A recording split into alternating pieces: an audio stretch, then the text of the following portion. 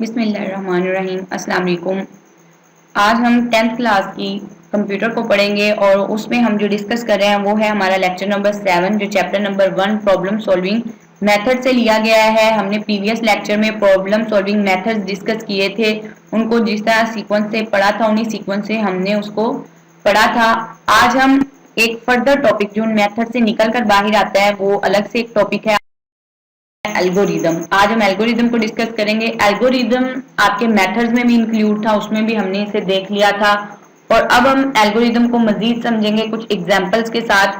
कुछ एग्जांपल हमारी daily life की होंगी, मतलब एक एग्जांपल हमारी डेली लाइफ की है और एक एग्जांपल हमारे पास हमारे कंप्यूटर के अंदर कोड की है।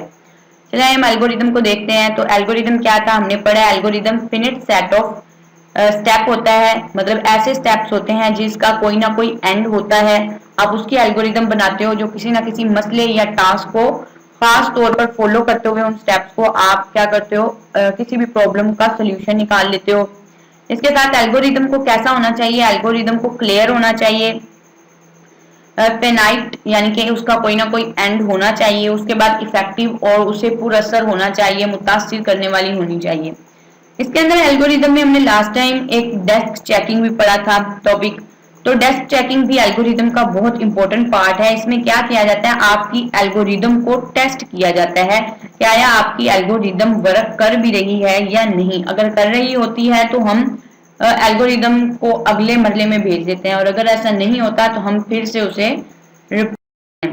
Strategies for the developing correct algorithm. आप एक मुकम्मल और करेक्ट एल्गोरिदम कैसे बना सकते हो, इसमें 3 स्ट्रेटजीज यूज होती हैं जिसमें पहली इनपुट, दूसरी प्रोसेस और तीसरी हमारे पास यहाँ पर होती है आउटपुट। इन तीनों स्ट्रेटजीज से गुजरने के बाद हमारे पास एक मुकम्मल और करेक्ट एल्गोरिदम बन जाती है। ये तीनों कैसे काम करती हैं इसकी समझ आपको बारी बारी आएगी। इसमें हम पहले अपनी रियल लाइफ की एग्जांपल देख लेते हैं।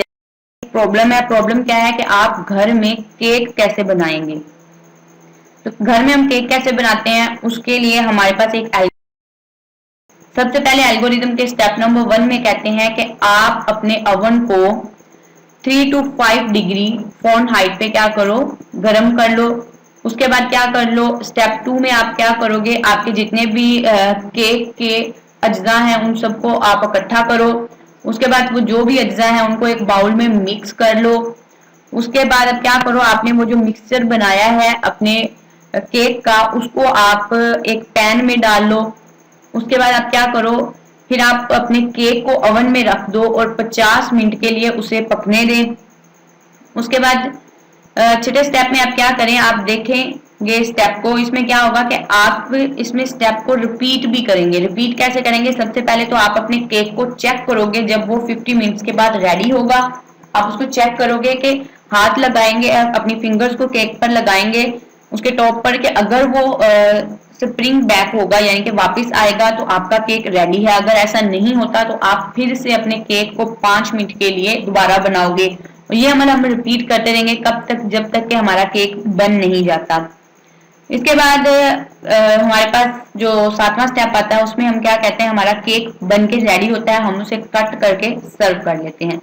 पहले कूल करें, ये ना हो गरम कोई कट कर लिया जाए। गरम को कट नहीं करते, हम कूल करते हैं, मतलब उसे ठंडा कर लेते हैं फ्रीजर में रख के, उसके बाद उसे हम कट करते हैं।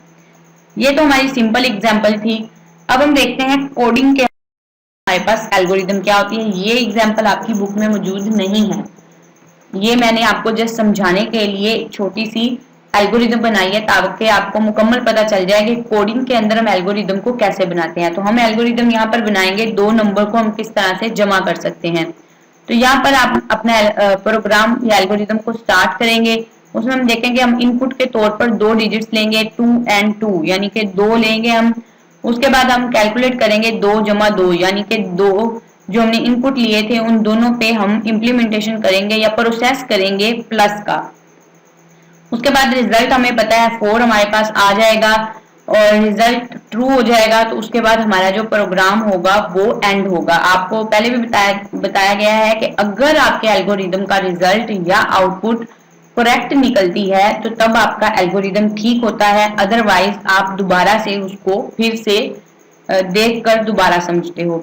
ये था हमारा आज का टॉपिक। उम्मीद है आप सबको इसकी समझ आई हुई होगी। इसके साथ ही मुझे इजाजत। Thanks for watching. Allah Hafiz.